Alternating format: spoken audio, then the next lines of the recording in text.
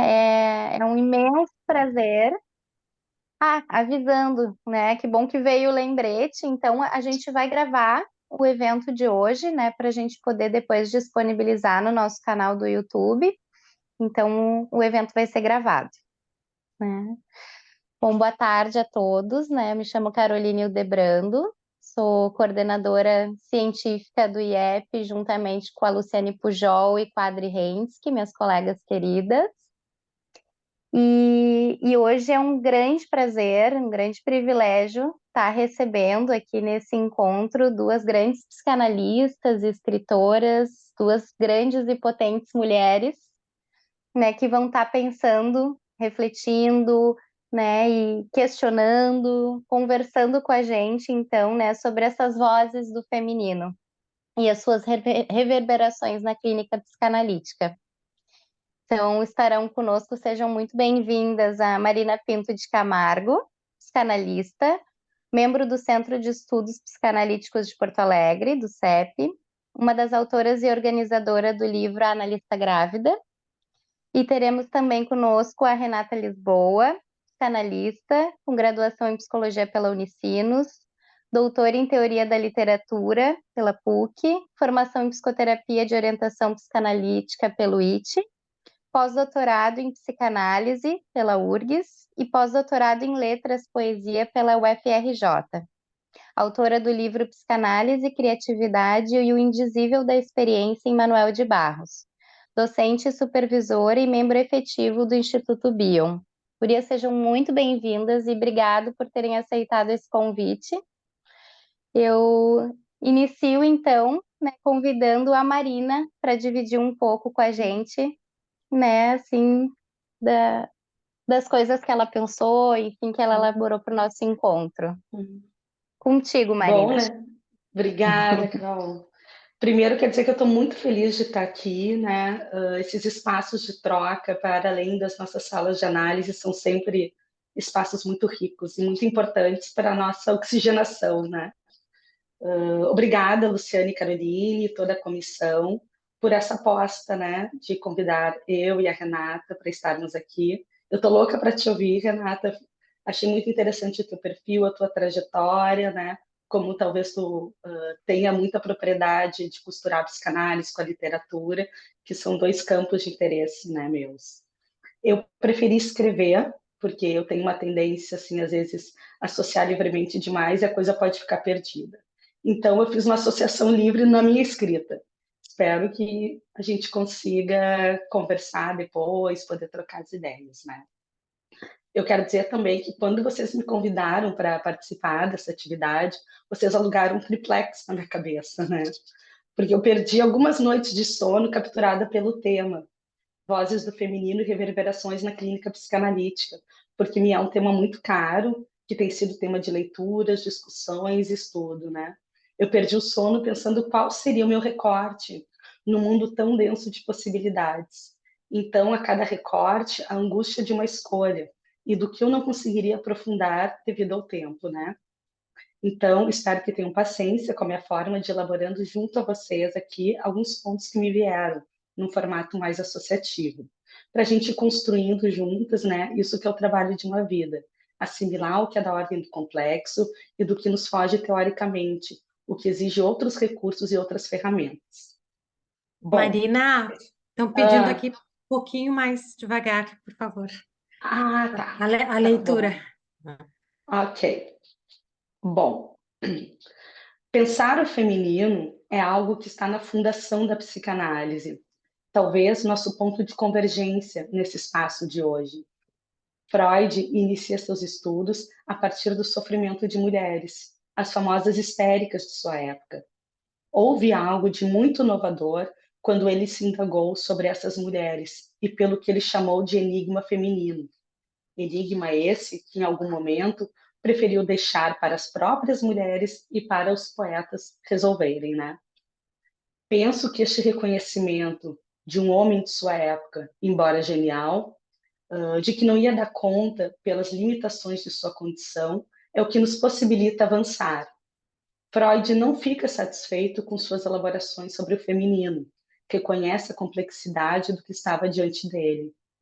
Em alguns momentos tem se discutido que alguns paradigmas apresentados possam ter atrasado o avanço de uma teoria mais completa sobre o feminino.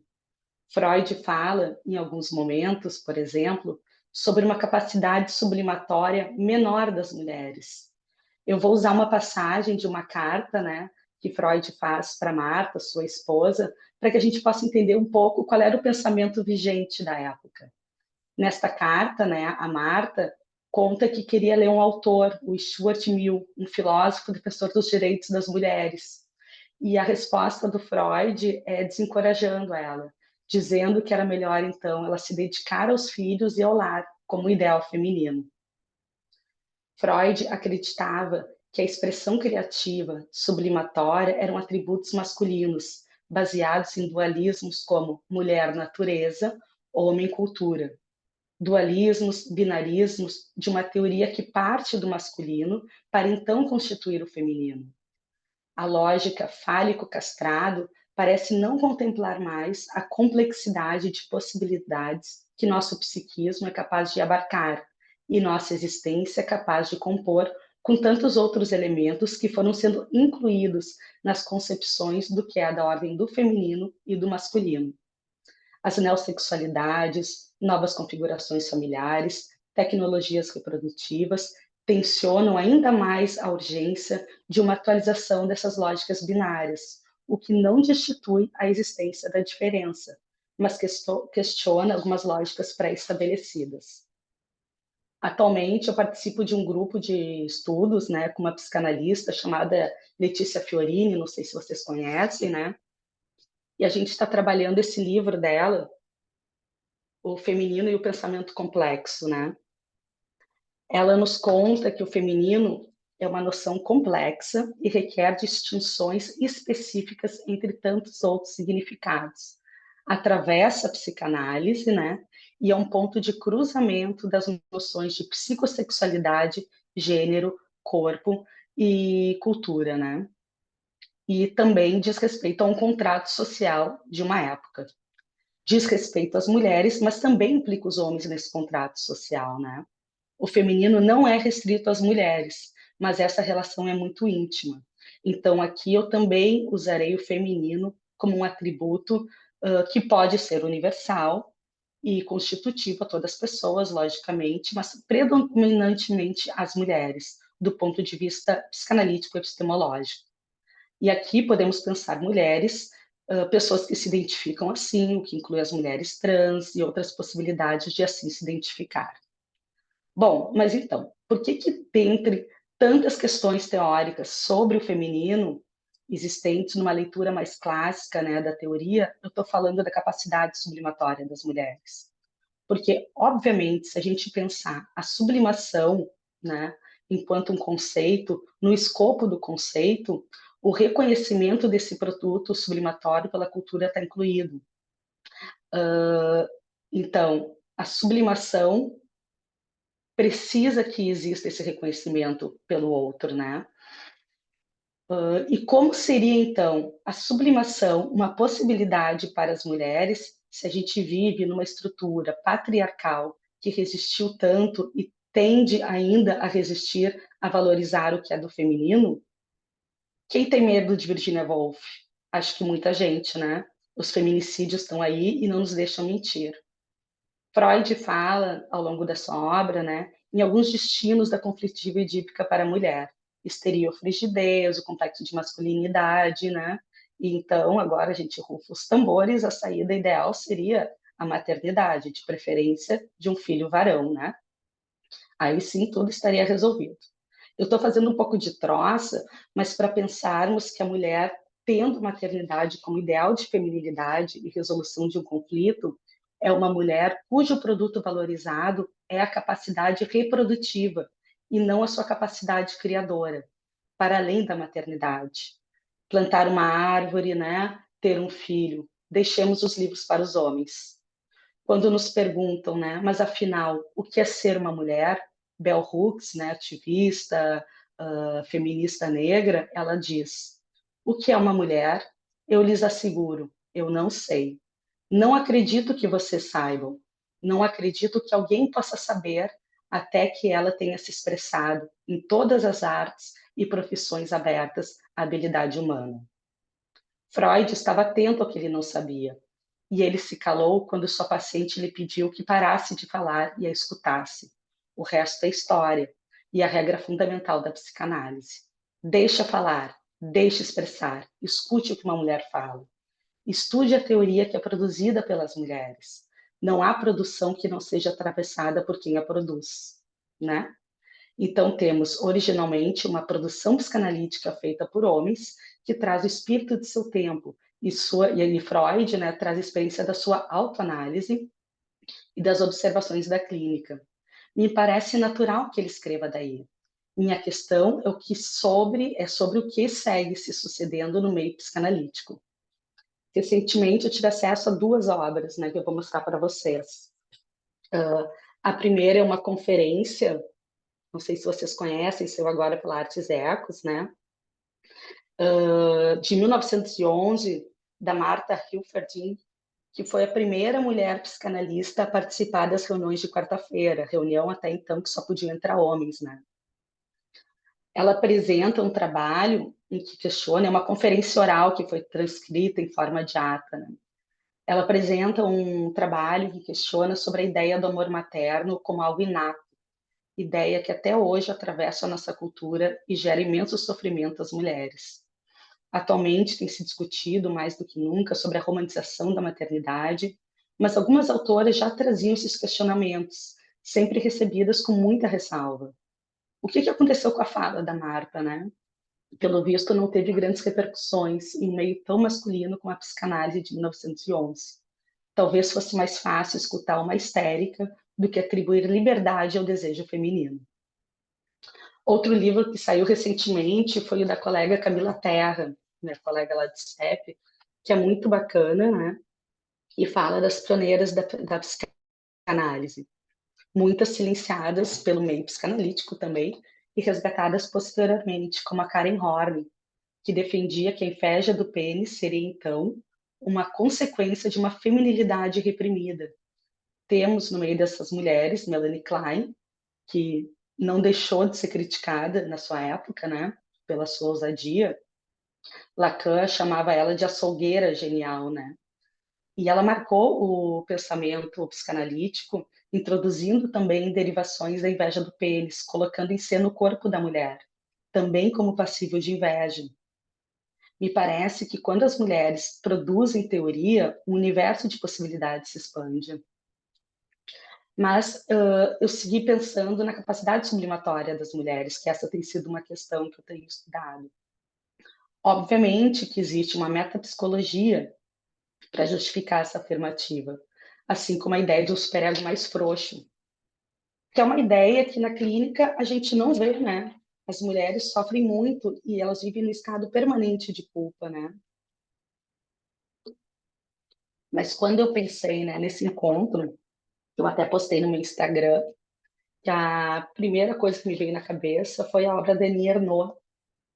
Ela recebeu o Nobel de Literatura e a obra dela tem como tema principal a própria vida. O que eu acho incrível, né? Ter esse reconhecimento tendo a própria vida como objeto, né? E ela nos diz: pode ser que um texto como este provoque irritação ou repulsa ou seja considerado de mau gosto. Mas ter vivido uma coisa, qualquer que seja, dá o direito imprescritível de escrevê-la.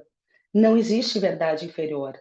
E se eu não relatar essa experiência até o fim, estarei contribuindo para obscurecer a realidade das mulheres e me acomodando ao lado da dominação masculina do mundo. Nos últimos anos, com o avanço das pautas feministas, impulsionadas pelas redes sociais, temos tido um boom de autoras que muitas vezes tomam sua vida como objeto de escrita. Partem de suas experiências e encontram eco em suas leitoras, que suspiram e dizem: obrigada por ter escrito isso. Eu sou filha, né, de uma mãe que tinha uma leitura muito sofisticada. Ela fez mestrado em Fernando Pessoa, né? Eu herdei dela, ela já morreu, uma estante de livros. embora ela fosse uma mulher muito progressista, com valores feministas, tinham muito poucas mulheres na estante dela. Clarice Lispector, Simone de Beauvoir, Lígia Fagundes Telles, Hilda Christie, e alguma coisa de poesia feminina. Os autores eram muitos, né? Eu poderia citar uns 20 de cabeça aqui, né? Ela trabalhou nos anos 80 numa editora, e ela era editora nessa editora. E não tem nenhum livro publicado por mulheres nessa editora que ela trabalhou como editora, né? E ela mesma, nos anos 90, foi lançar um livro de poesia aqui em Porto Alegre. E o prefácio do livro dela foi gentilmente escrito pelo Luiz Augusto Fischer. E ele escreve no prefácio que a escrita da minha mãe era uma escrita feminina, feminina até o limite do concebível. Ela tomou aquilo na época como afronta, né? Uma escrita feminina tão feminina inviabilizaria uma publicação. Talvez não tivessem editores dispostos, né, a publicar. Num evento recente, a Juliana Lange-Lima, minha amiga, colega, ela falou, né? Não é que as mulheres vitorianas não tinham voz, elas apenas não tinham quem escutasse com interesse o que elas tinham a dizer. Há alguns anos a gente teve a Febre Ferrante, né? Autora que alguns diziam ser um pseudônimo de um homem, mas quem lê Ferrante diz: um homem não teria escrito assim. E a gente tem, hoje em dia, a riqueza de produção, da riqueza da produção, por exemplo, da Rosa Monteiro, uma espanhola que tem produzido livros maravilhosos. E ela nos conta habilmente sobre a vida de mulheres igualmente incríveis, né? E com feitos notáveis. Aí a gente se pergunta, por que a gente sabe tanto sobre o Einstein e tão pouco sobre a Marie Curie, né? Qualquer criança reconhece o Einstein. E a gente sabe que cara tem a Marie Curie, né? Então, né, pensando na importância de fazer circular essas produções, vozes do feminino, a gente montou no CEP, junto com a Juliana, que eu citei há pouco, um clube de leitura chamado Leia Mulheres. Foram 3 semestres lendo uma autora por mês. A gente começou lendo Annie Ernaux, justamente, com o acontecimento, antes dela ter ganho o Nobel, em que ela narra de uma forma muito precisa, cirúrgica, visceral, um aborto que ela fez quando ela tinha 23 anos em Paris, nos anos 60. Paris é essa que, meses atrás, coloca o aborto como direito fundamental das mulheres. 60 anos depois desse escrito da Annie Ernaux. Será que a produção da Annie Ernaux foi um elemento também nessa decisão que impacta toda uma estrutura social? Eu penso que sim. Quando essas temáticas saem dos seus nichos, elas reverberam. E só assim a gente consegue produzir alguma mudança efetiva, né? Nas relações de poder, nas relações humanas, né? Mas seguindo, né, no clube de leitura, era um clube aberto a quem quisesse. Inscrições abertas, homens, mulheres. E somente num encontro tivemos um homem para dialogar, né? Então, era um clube de mulheres para ler mulheres que só iam mulheres. E teve um encontro, então, que foi um homem, e no dia desse encontro era o livro Vista Chinesa, que é um livro que a autora conta de um estupro que sofreu no Rio de Janeiro numa corrida matinal.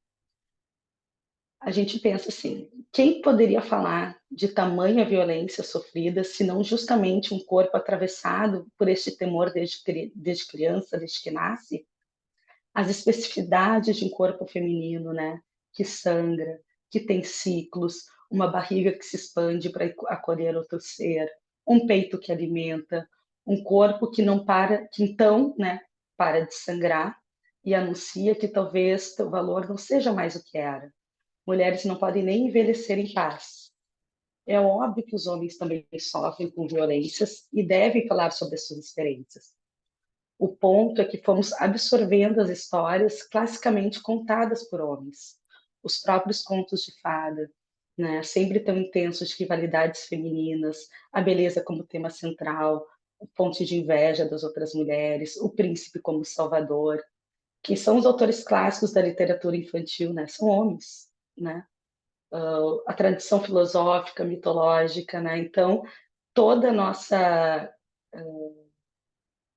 cultura foi escrita e narrada por homens, né? Então, nesse sentido, um clube de leitura parece uma ideia muito bacana, seguir colocando na roda temáticas para além do universo, né, da produção masculina. Um dos temas, obviamente, mais discutidos no nosso clube de leitura foi a questão da maternidade. Muitos romances versavam sobre o tema, desde a engenhosa novela da Carla Madeira, Véspera, né, que na primeira página, isso não é um spoiler, acontece na primeira página, uma mãe em estado de vertigem, assim, num dia caótico, para o carro e deixa o filho na rua.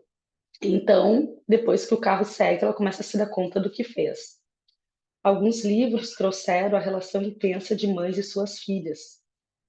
Não à toa, né, tem a Ana Cláudia Meira, que produziu um livro muito bacana sobre essa relação, né? Então, são temáticas que se repetiam, né, que apareciam muito nesses livros do nosso clube de leitura e eram pedidos para que tivesse essa temática. Então, eu quero reforçar, né, que a maternidade acabou sendo, né, o tema majoritário, porque é uma questão que está intrinsecamente ligada ao feminino. Tá? Ser mãe é ser mulher na cultura, eu escrevi uma vez no trabalho. É difícil não pensar o lugar da mulher sem pensar por essa questão. Quando a gente lançou o livro Analista Grávida, foi na época da pandemia, a gente fez vários encontros falando desse período da vivência da analista e como isso repercutia na clínica. Então, poxa, era evento online toda semana. Os espaços eram tomados por confissões de colegas, né, que nunca tinham ou pensado sobre, ou nem puderam ter pensado, nem poderiam ter pensado sobre, porque tinham que seguir o baile, né? Às vezes era um espaço confessional, assim, poxa, eu achei que só eu achava que isso era uma questão, nas supervisões, isso, né, os supervisores homens não levavam em conta as questões transferenciais da gravidez, eu percebia que tinha ali, né, algo que se passava. Eu quero falar dessa visibilidade, né, de como quando a gente produz alguma coisa, né, produz uma teoria a partir de uma vivência, a gente consegue de alguma forma expandindo também a nossa escuta, né? Então eu volto para a importância do tema das vozes do feminino, né? Se uma teoria então é produzida por pessoas que estão alheias a uma temática, a gente que vai ter que botar a mão na massa, né? Mas para isso a gente tem que ter interlocutores disponíveis para essa troca. Então, toda a expressão que estava alienada, né, um status quo, começa e deve se tornar um objeto de estudo. Acho que eu estou um pouco atacada numa rinite aqui. A gente tem tido esse movimento também, né, muito fortemente nas instituições psicanalíticas com as temáticas raciais, né? A partir desse tensionamento, tem se incluído autores e autoras negras nos currículos de formação, nos espaços de estudos. Isso se faz urgente, né? Mas a gente já consegue vislumbrar essas mudanças, né? Ainda que com resistências. Mas um passo à frente, a gente já não está mais no mesmo lugar, né? Isso é fundamental para que a gente não siga reproduzindo violências. Pessoas negras escutadas por pessoas brancas sem letramento racial contam coisas que ferem suas existências, né? Interpretações baseadas em uma teoria que não considera o sujeito em sua integralidade. Pessoas trans e não binárias também carregam suas dores e não se sentem representadas na teoria tradicional. Mulheres também se sentem muitas vezes violentadas com interpretações que excluem a realidade do que é ser mulher em uma cultura extremamente machista.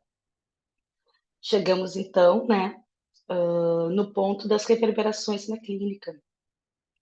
Para além, né, de que nossas análises estamos constantemente no trabalho de integração das moções, do que é masculino, do que é feminino, essas moções que a gente pode entender de várias formas, né?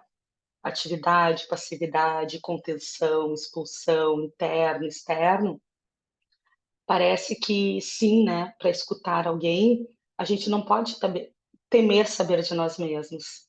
Isso é o trabalho de todos. Dito isso, vamos pensar um pouquinho que vozes são essas do feminino que chegam até nós, né? Que chegam nos nossos consultórios. O que que nos dizem, né? Eu separei duas palavras que eu tenho escutado muito na clínica, né? Nessa escuta do feminino, que é exaustão e culpa. A exaustão se dá por uma conta que não fecha.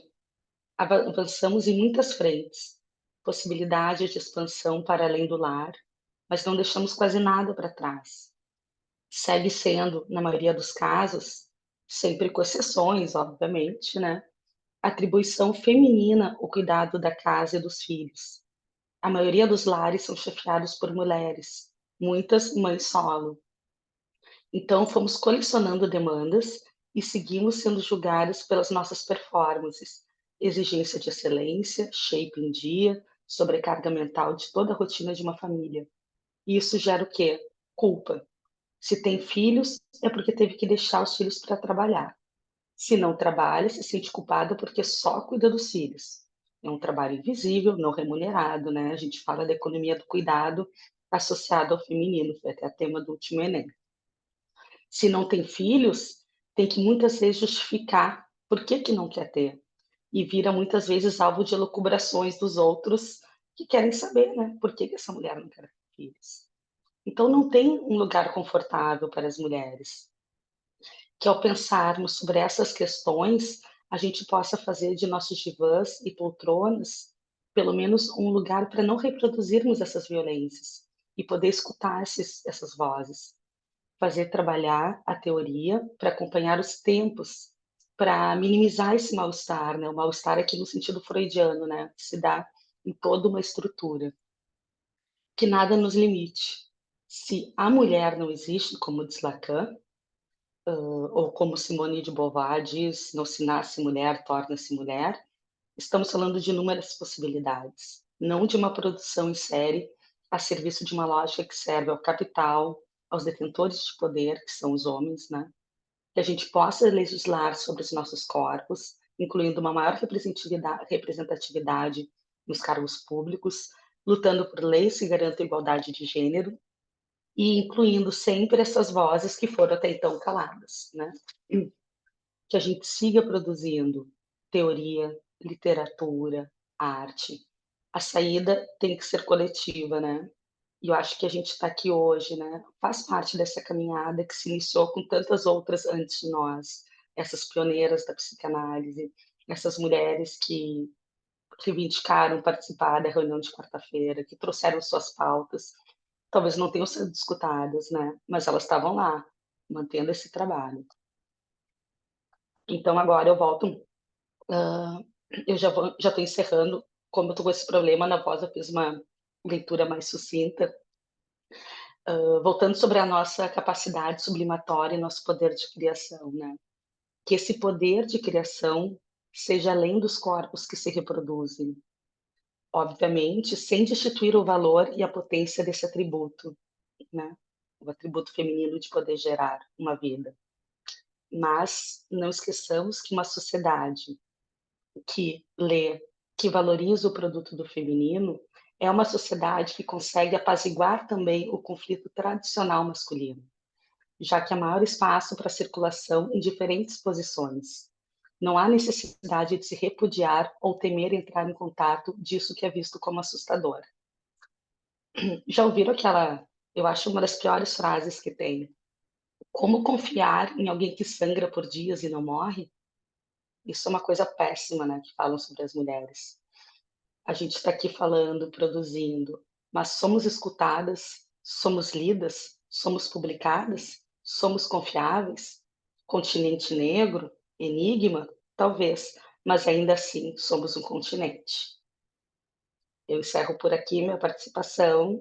Quero ouvir a Renata e eu quero depois escutar vocês e que a gente siga reverberando as nossas falas, tá? Obrigada pela Hum. atenção.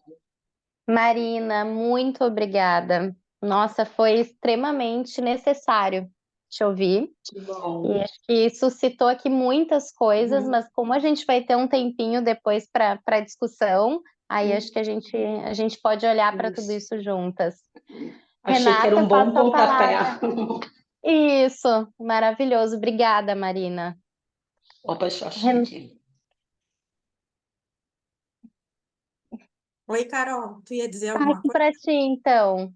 Então tá. Então, Obrigada. boa tarde a todas e a todos. É uma enorme alegria poder estar aqui, né? Diante dessas tantas janelas, né? E agradecer muito ao IEP, à Carol, ao grupo da comissão científica, reencontrar tanta gente querida, tantos rostinhos por quem eu tenho tanto carinho, e falar da beleza dos encontros, né? Que em geral são sempre reencontros, ou com a gente mesmo, ou com o outro, né? Então a gente tem precisado muito se encontrar, pensando na relação entre encontro e metamorfose, né? E eu espero, assim, eu tenho dois grandes objetivos com essa fala de hoje, né? O primeiro é deixar algumas sementes com vocês para que vocês possam sair pensando. E o segundo é que vocês possam se assombrar e fazer mais perguntas ainda. Se vocês saírem assombradas e assombrados e com vontade de cuidar de algumas sementes, eu já vou me dar muito por satisfeito. Além da prática clínica, eu tenho uma trajetória de prática docente. Então, o meu lado professora não resiste a um PowerPoint, a um Canva. Então, eu vou precisar me servir desse apoio, porque eu acho que tem aí o pano de fundo da criatividade e da experiência, que são duas métricas para mim muito importantes na clínica e na vida. Então, Erenita, se tu puder projetar. Estou projetando.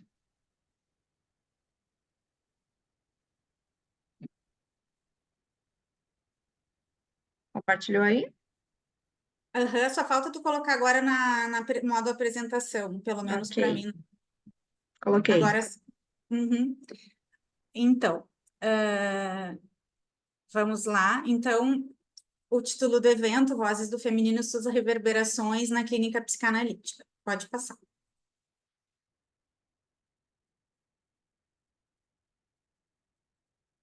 Então, eu me propus a trabalhar hoje com 5 vozes principais, que eu escolhi 5 vozes de mulheres, eu logo vou apresentá-las para vocês, considerando 3 grandes eixos: o eixo da clínica, o eixo do caldo da cultura, e dentro do eixo, dialogando com o caldo da cultura, o campo das artes, e em especial o campo da literatura.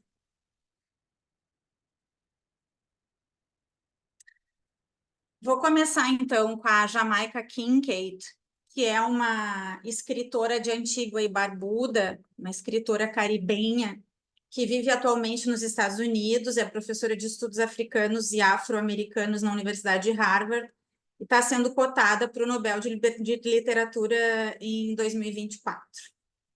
Próximo.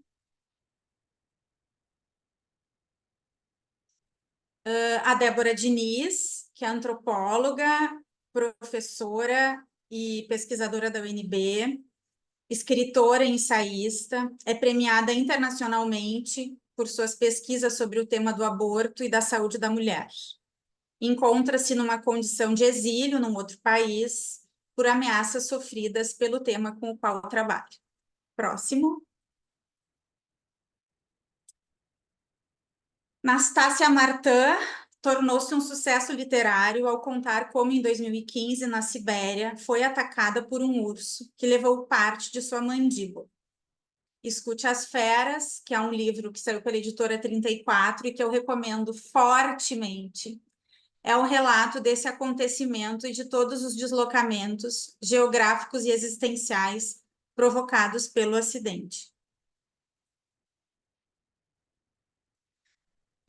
Ela é antropóloga formada em Ciências Sociais pela École des Hautes Études em Paris. Ela recebeu o prêmio Louis Castex da Académie Française por sua tese sobre o povo Gwich'in do Alasca, publicado em 2016. Então, esse é o livro, é o segundo livro dela, publicado aqui no Brasil, pela editora 34, e ela vai narrar, então, toda a experiência dela etnográfica em 2 regiões, e uma delas é Kamchatka, é difícil de dizer, Kamchatka, alguma coisa assim. Pode passar o próximo. Silvia Alonso, psicanalista, membro do Departamento de Psicanálise do Instituto Sede Sapiente em São Paulo, né, desde sua fundação. A Silvia faz parte de um grupo muito importante de psicanalistas. Junto deste grupo, Mário Fuchs, que vieram fugidos da ditadura da Argentina e migraram para São Paulo e tempos depois fundaram lá os SEDES, e eu trabalho, então, com um dos... na verdade, com um texto que abre o livro da Silvia, pensando algumas questões sobre o feminino e as suas interlocuções na clínica, na teoria e na cultura.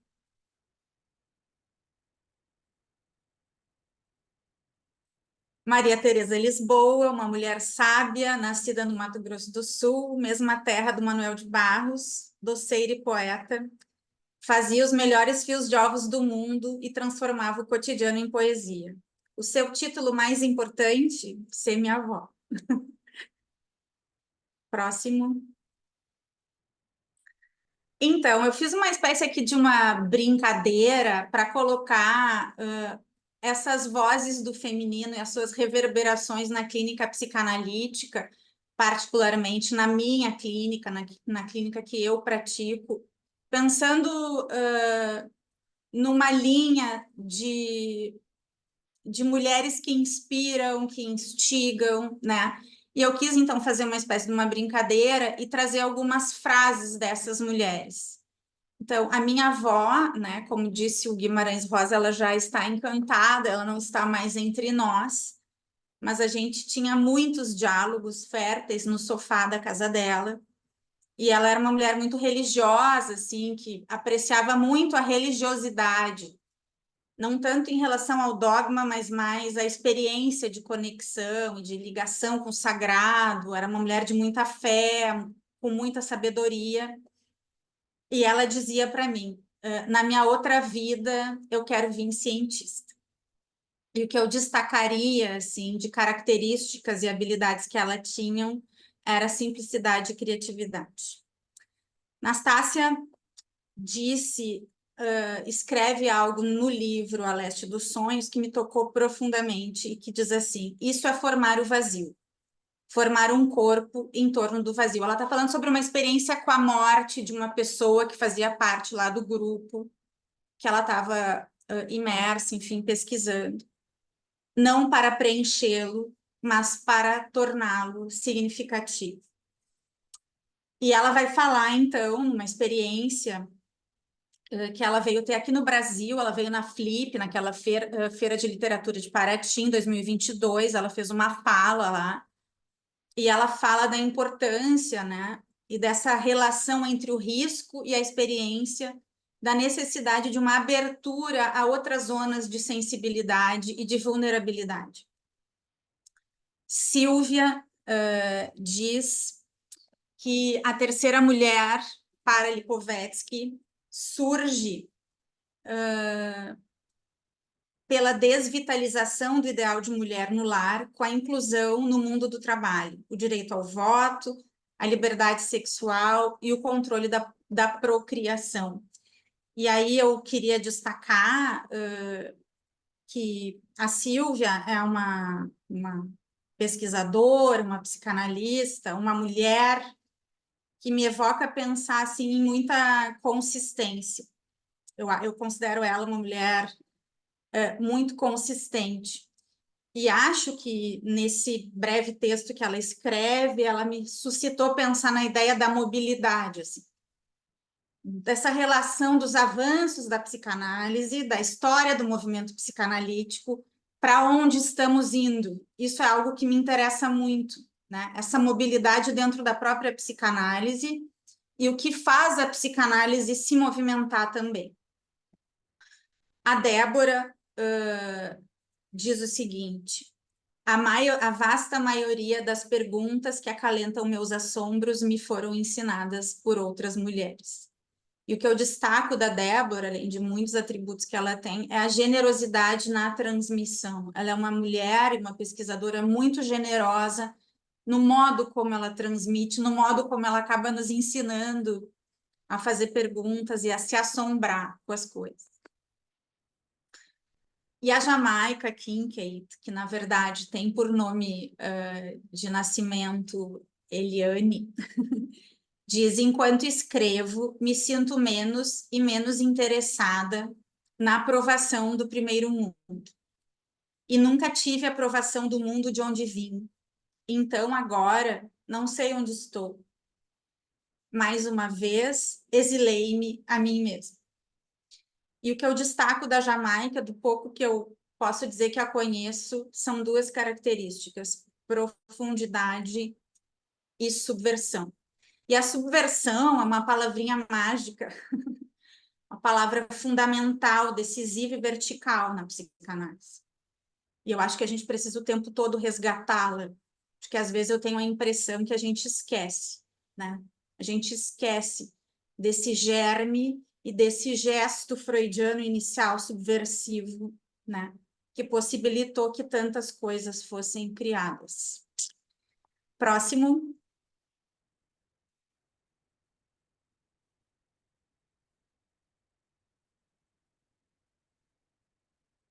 O que nos dizem, então, as vozes do feminino na clínica psicanalítica contemporânea? Próximo. Qual o seu mal-estar?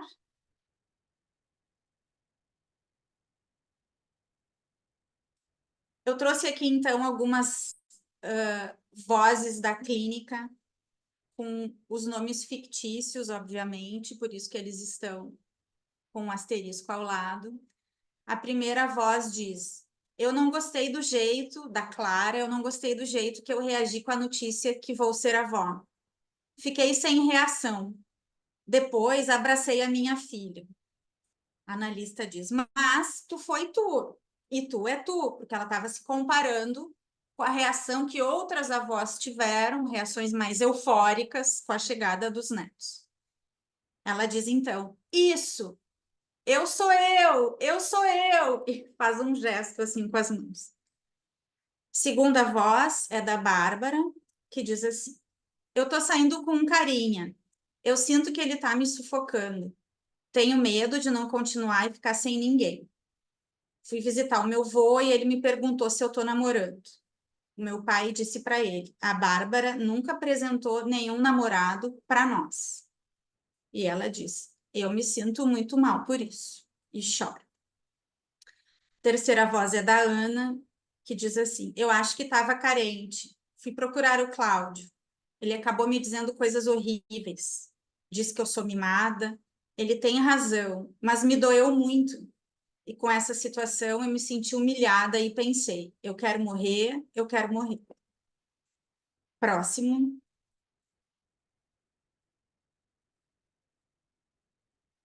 Reverberações das vozes do feminino.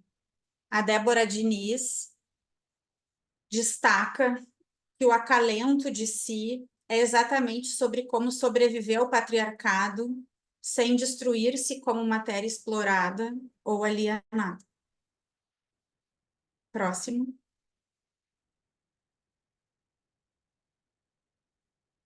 No que se pensou até então, e que dialoga muito com a fala da Marina em muitos pontos, é cada vez mais necessário nos darmos conta da urgência de atualizarmos nossa escuta pelo letramento de raça e de gênero.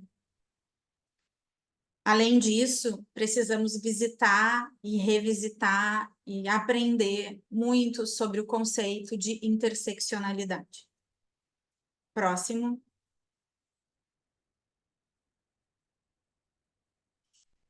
A Débora Diniz nos lembra sobre a importância da gente desenvolver prática de escutadeiras feministas, o que implica escutar e acalentar as mulheres, as vozes das mulheres, para combater as outras vozes dogmáticas e a maquinaria de reprodução de estereótipos advinda dos sistemas de opressão, do patriarcado.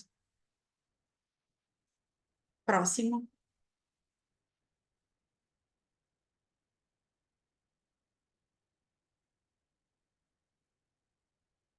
A clínica hoje nos desafia a um trabalho árduo de escutar as vozes vindas de longe.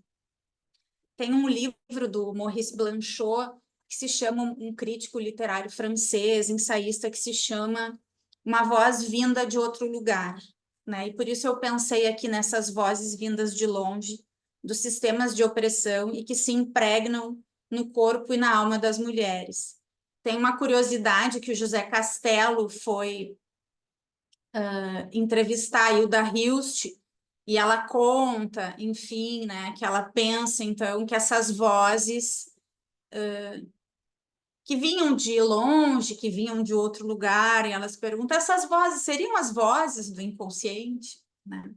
Então, quantos entrecruzamentos de vozes, né, produzidas pelo caldo da cultura, pelas nossas subjetividades, e o quanto, como nos lembra Ailton Krenak, querem consumir as nossas subjetividades, né? Acho que essa é uma outra questão.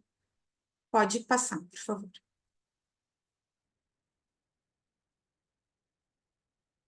Para frente.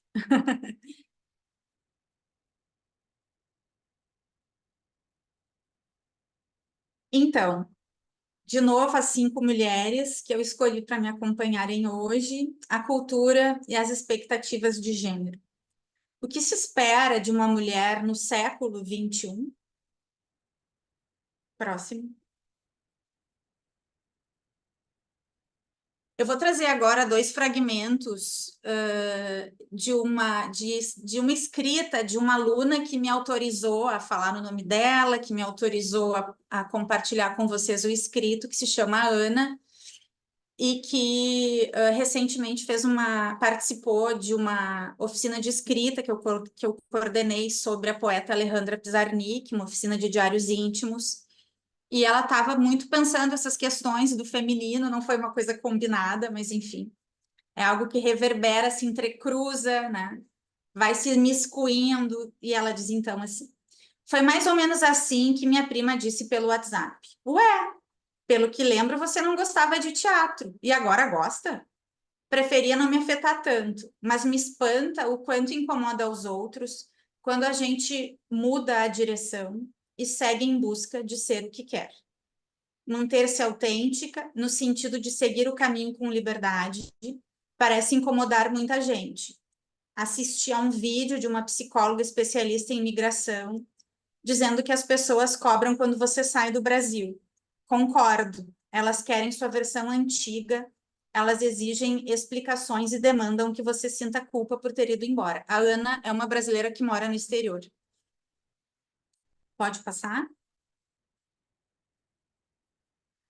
Ao decidir explorar novos caminhos, enfrentamos a resistência daqueles que desejam manter-nos presos às suas expectativas e à nossa própria versão anterior. Traição da pátria, traição aos pais. Sou uma traidora? Da expectativa alheia, talvez. Como enfrentar a incompreensão e desaprovação dos outros? Para trilhar nosso próprio caminho, vamos ter que quebrar as expectativas alheias. Não tem muito jeito. Buscando apoio, encontrando a seguinte citação: ser você mesmo em um mundo que está constantemente tentando fazer de você outra pessoa é a maior realização. Faz sentido, mas isso é muito difícil.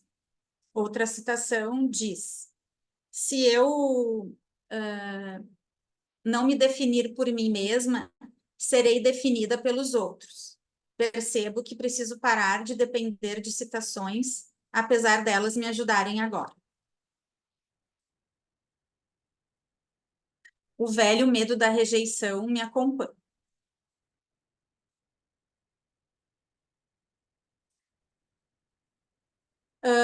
aquilo que a sociedade não pediu para que estivéssemos ocupando um lugar, lá nós mulheres devemos estar.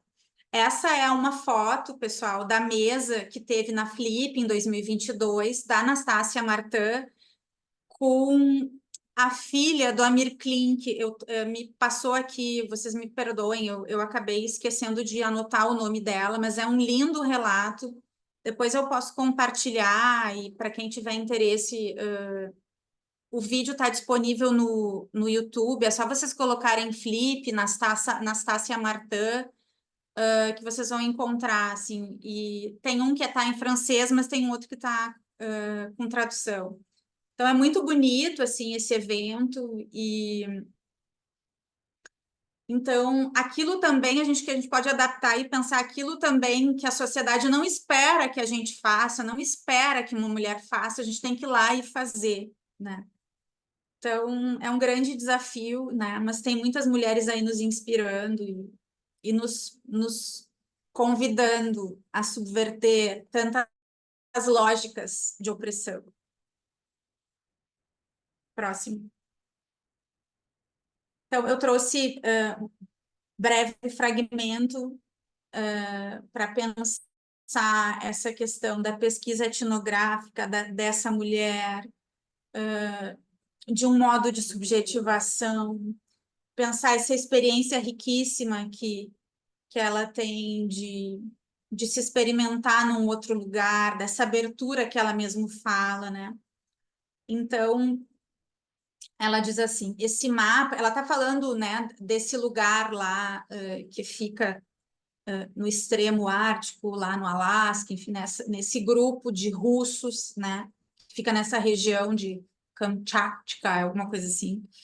Esse mapa das relações com os outros seres permanece acessível ao pensamento, e é a ele que os coletivos que nos interessam se esforçam para voltar, a fim de permitir uma reviravolta, um retorno, uma metamorfose, quando enfrentam situações bem precisas de bloqueio na experiência. Incertezas vitais ligadas a condições meteorológicas difíceis, a elementos que saem do controle.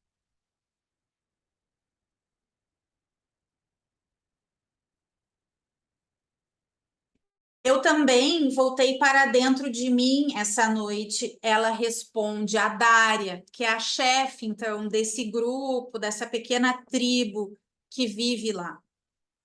Sonhei com a minha pedra, somente a vi. Ela estava lá. Eu me lembrei e dei voltas ao redor dela como da primeira vez aos 6 anos. Que pedra? Pergunta Anastácia. A pedra do meu nascimento. Quer que eu lhe conte?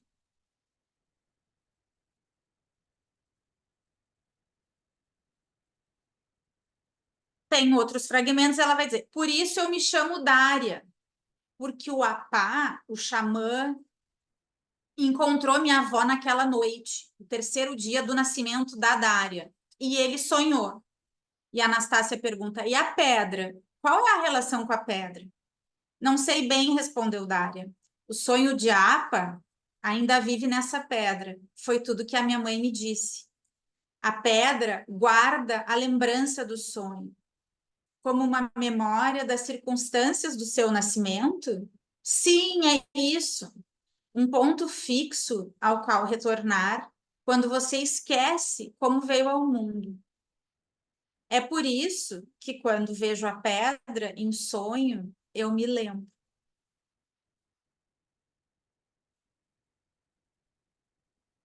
Agora eu vou estabelecer um diálogo fictício com a Jamaica Kincaid. Essa é uma foto que eu extraí do Instagram dela, uma foto com a filha. Muito à vontade, num encontro muito íntimo, assim, né? Muito afetivo das duas.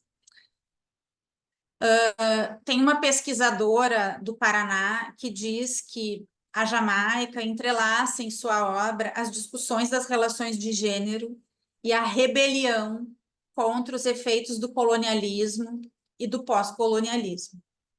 É Maio Azevedo. Próximo. Essa é uma foto dela com a neta e com aquela camiseta, né? Black Lives Matter, Vidas Negras Importam, do movimento. Busca da evidência de um projeto autobiográfico que se afasta da forma canônica da autobiografia ao substituir o sujeito central da autorrepresentação por um eu coletivo. Da relação complexa das protagonistas com o desenvolvimento incipiente da sexualidade, Kincaid parte para a análise das relações tempestuosas, não menos complexas, entre a mulher negra colonizada e o parceiro dominador, também negro, ou colonizador branco, para quem constitui simples objeto de desejo. E aí, numa matéria da Folha de São Paulo, de 2021, né, eles destacam, então, a publicação pela Alfaguara, né, editora Alfaguara, que faz parte do grupo da Companhia das Letras, falando, então, sobre a opressão feminina sob o peso da herança colonial.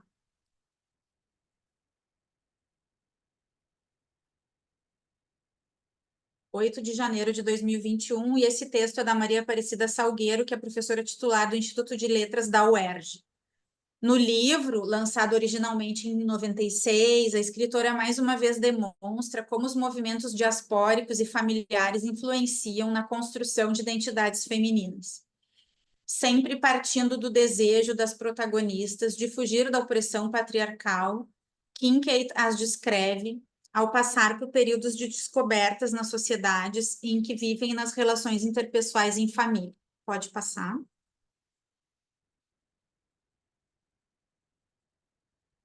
Em meio a amor, temores, perdas e decepções, este romance de Kincaid conta a história de Shuela Claudette Richardson, mulher negra, filha de mãe caribenha e pai escocês e africano, com nome marcado pelo peso da herança colonial, tal como a própria Kincaid. Desde a abertura se põe o dilema da personagem, imbricada entre duas histórias de vida e, ao mesmo tempo, a solidão. A partir da primeira linha do romance, Shuela se apresenta como narradora, e o fato ali relatado pairará, como ela mesma aponta, como um destino sobre sua vida até o final.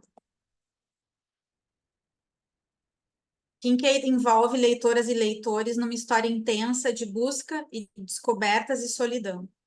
Nesse sentido, o romance já foi celebrado pela crítica como um poderoso olhar sobre a vida, e segue há 24 anos arrebatando leitoras e leitores.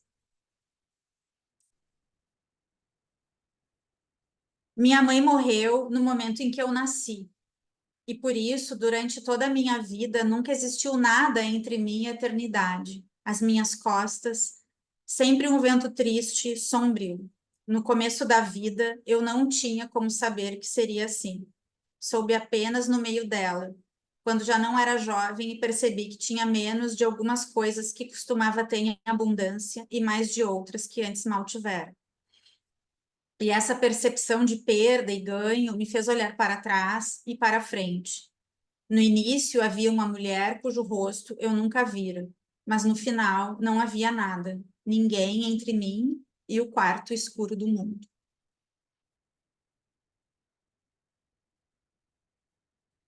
E eu vou finalizar com o Pontali, que também tem me inspirado a pensar muitas questões, porque é um livro maravilhoso que ele dialoga.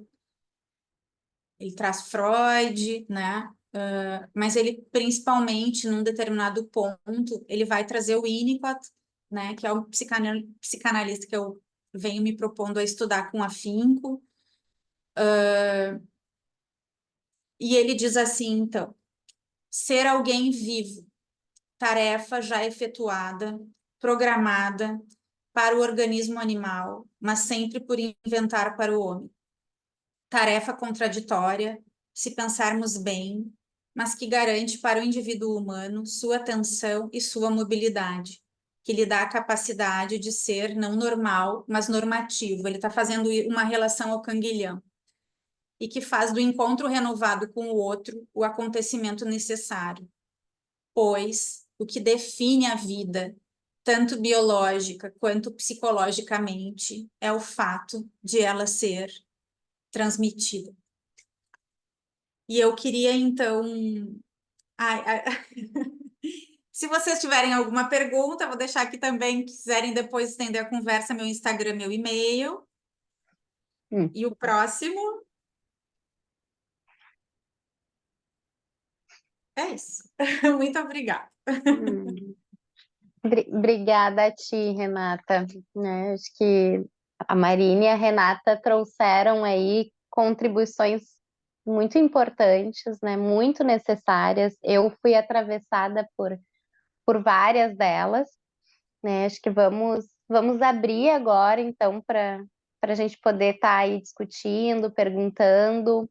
A gente tem mais 20 minutinhos de encontro, mas eu queria só salientar algo que me chamou a atenção, que eu achei muito bonito, muito sensível e talvez, né, assim, importante, curioso, né, que a gente fala muito, assim, sobre a importância de a gente consumir mulheres, né, ouvir mulheres, ler mulheres, né, até para que a gente possa também cada vez mais sair desses nichos que a Marina comentou, assim, para ir quebrando essas estruturas, né, que estão tão enraizadas que a gente vive, como o patriarcado, o machismo e dentre tantas outras, né?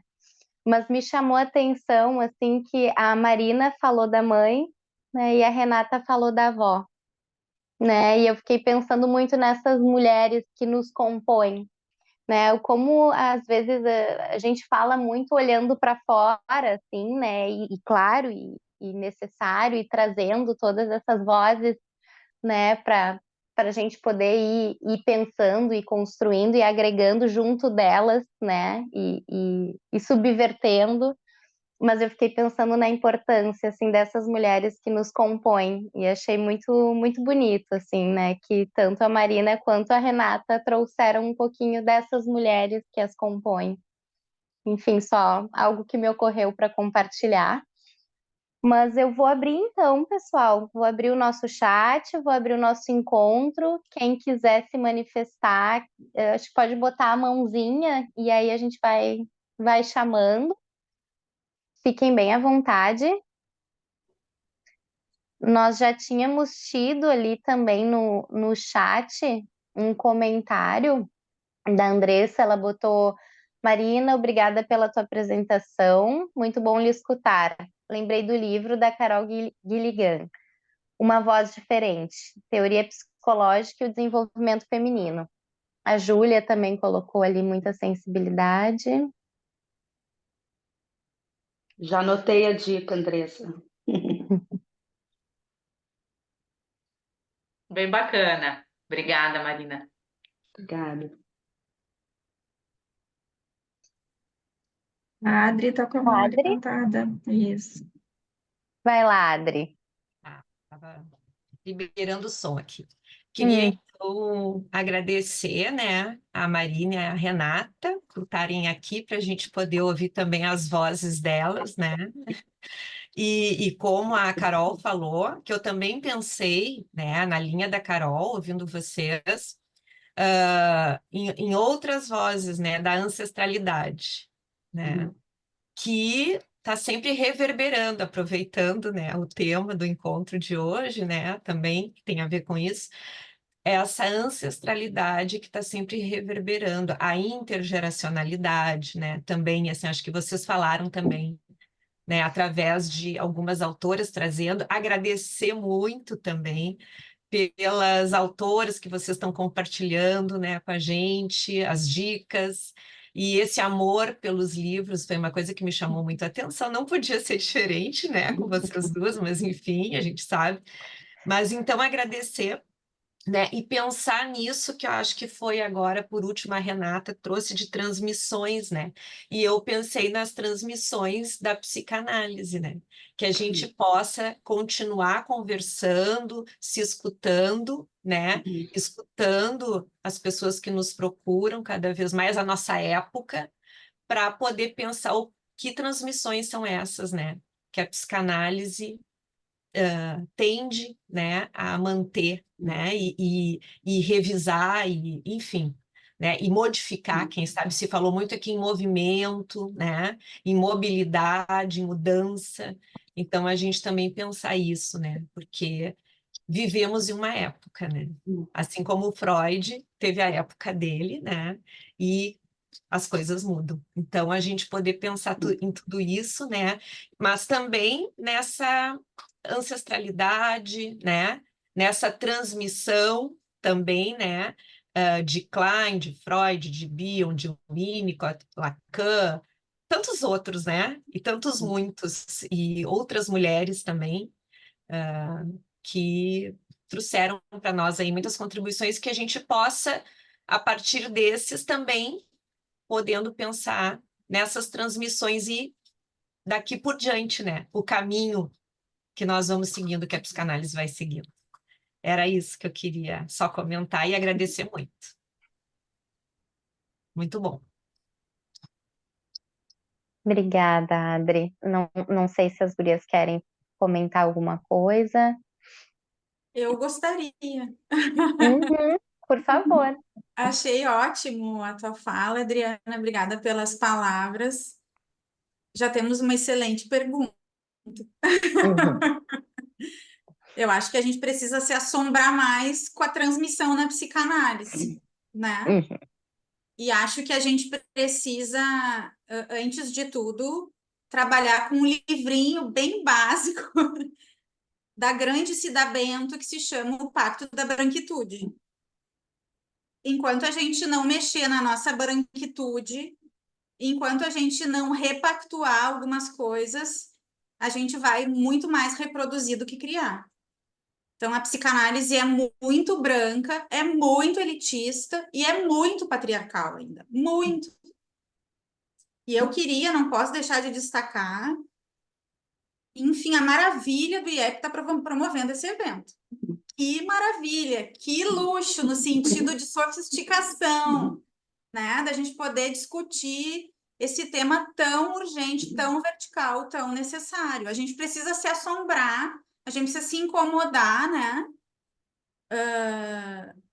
Para poder mudar de lugar, mudar de posição, né? Senão a gente vai estar sempre na mesma posição, produzindo as mesmas narrativas, né?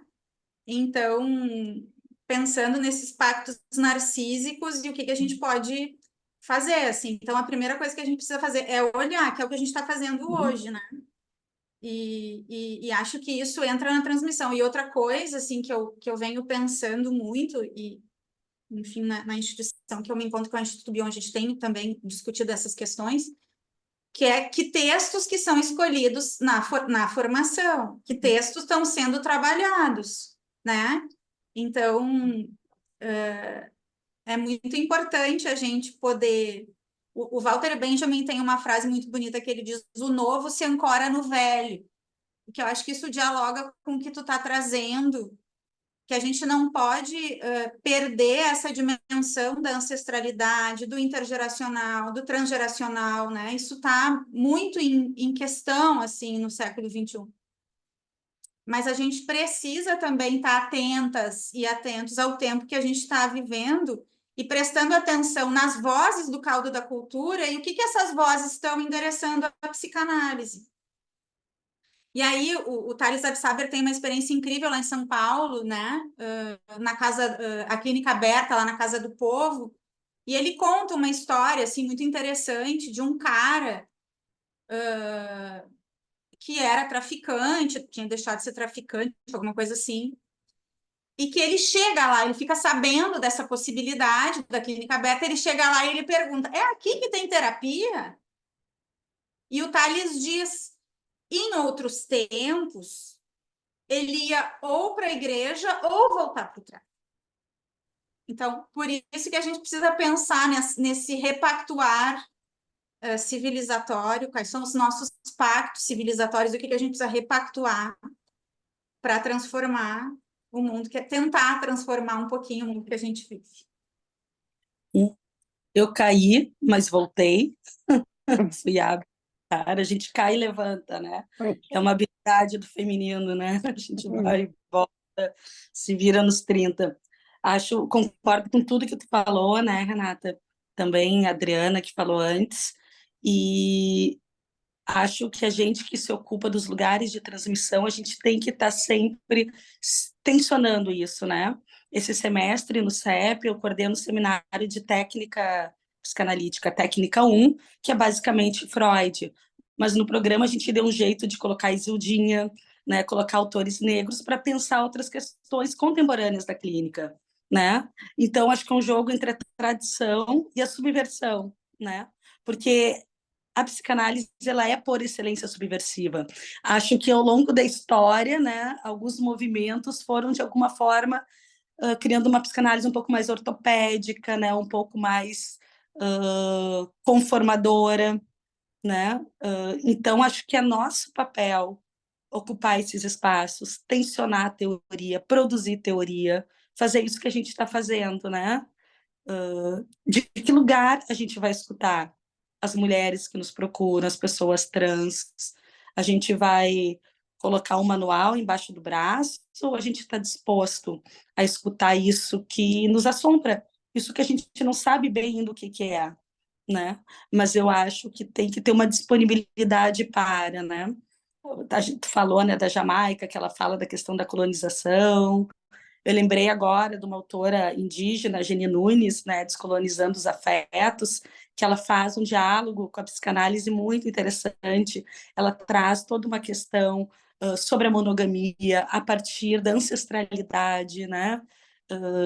Enfim, como a gente foi criando uma sociedade, uma cultura a partir, talvez, de uma ideologia que não necessariamente é a nossa ideologia, né? Os indígenas estavam aqui antes, né? E aí a gente compra um padrão eurocêntrico, né? Criado por colonizadores e a gente segue preso a isso como se essa fosse a verdade universal, né? E ela faz então uma possibilidade da gente pensar outras lógicas. Dela faz todo, né, uma costura com a questão da terra, das culturas, das policulturas, é muito interessante. Então acho que são pessoas assim que vão dando uma oxigenada, dão uma abertura para que a gente possa pensar coisas diferentes, né? E sair, né, desse encastelamento que a psicanálise se colocou durante muito tempo, que eu acho que não é algo tão das origens, acho que foi se tornando, né? Tinha as clínicas públicas do Freud, algo que depois foi se perdendo, foi ficando algo muito à margem, né?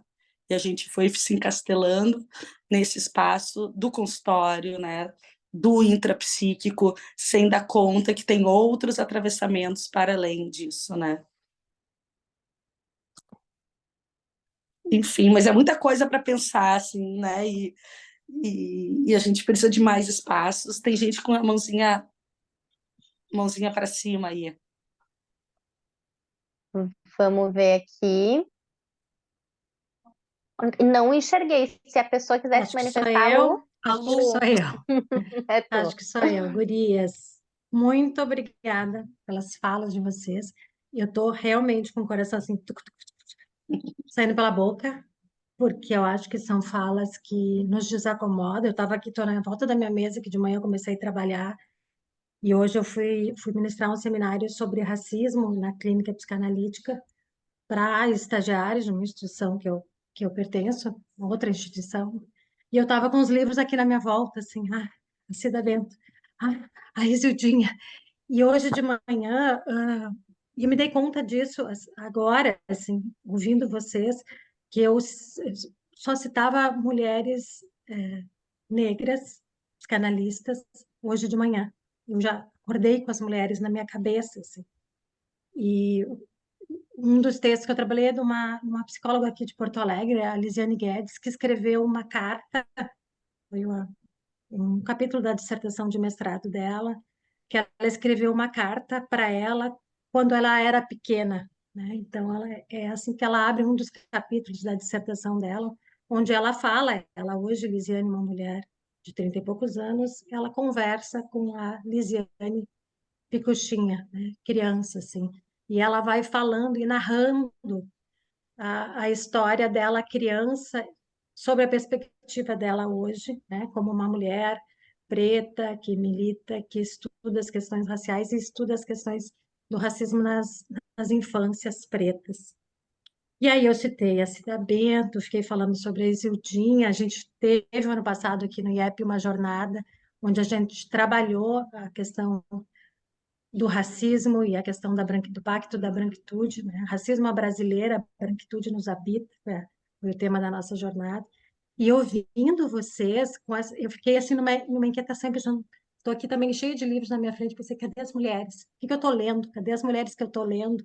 Né? Eu estou lendo essas mulheres pretas desde o ano passado, e hoje no seminário eu dizia para os alunos assim, se vocês querem entender de técnica, querem pensar técnica, querem saber como é que vocês fazem uma escuta das crianças e das mulheres pretas e das pessoas pretas, leiam pessoas pretas, escutem pessoas pretas, leiam essas mulheres. Se vocês não lerem isso aqui, não começarem por aqui, vocês não vão trabalhar a escuta. E eu estou trazendo isso para dizer assim que ouvir vocês falarem de tantas mulheres, e vocês sendo mulheres, a força do discurso de vocês e essa ancestralidade que traz aí, aqui é uma plateia basicamente, quase que exclusivamente de mulheres, né? A psicanálise, as psicólogas, tem muitas mulheres.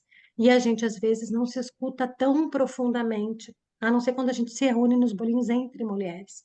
Então, poder falar e dar voz para tantas mulheres, eu acho que é um compromisso nosso. Eu fiquei com o coração, assim, inquieta, porque, de alguma forma, a gente também aqui, na nossa instituição, por vezes, quando traz essas temáticas, quando trouxemos a questão do racismo, quando trazemos o feminino para a pauta, às vezes tem um tensionamento que nos diz assim, a gente tem que falar mais da técnica, a gente tem que trazer algumas temáticas mais clássicas, né, para a gente levar para a nossa escuta.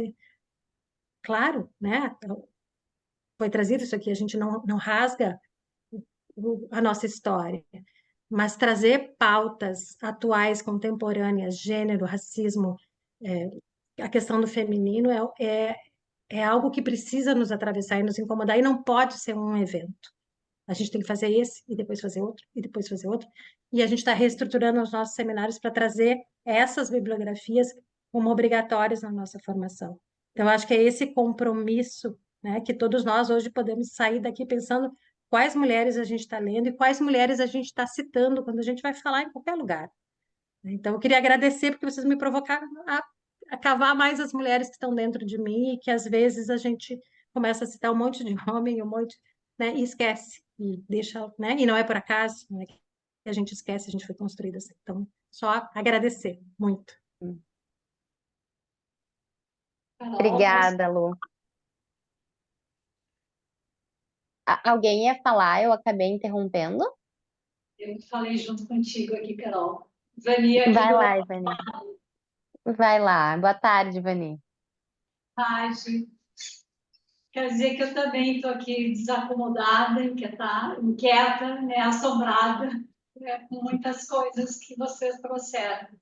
Renata, eu já te conheço, né, de outros espaços, e desses espaços também tive o prazer, assim, de conhecer muitas vozes de mulheres, né, que você foi trazendo, inquietando, fazendo com que eu buscasse também outras leituras. Né?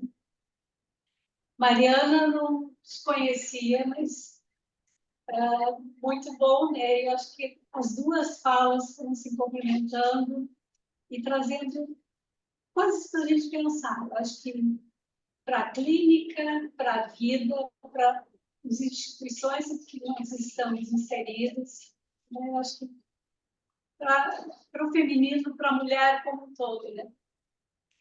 E acho que vocês trouxeram assim vozes, mulheres muito fortes, mulheres que fazem parte da nossa vida, né? Sejam elas conhecidas em outro universo ou só no universo mais restrito, pessoal. E eu fiquei falando, eu acho que é uma coisa que me ficou muito presente, assim, a questão da culpa, né? A culpa da mulher pelas suas escolhas. Então, isso é algo que está sempre presente, eu acho que isso que a gente tem que também lidar, né? Para que se torne uma vivência feminina, né? Essas vozes femininas, feminino também, que possa nos ajudar a isso, a transpor esses lugares em que a gente não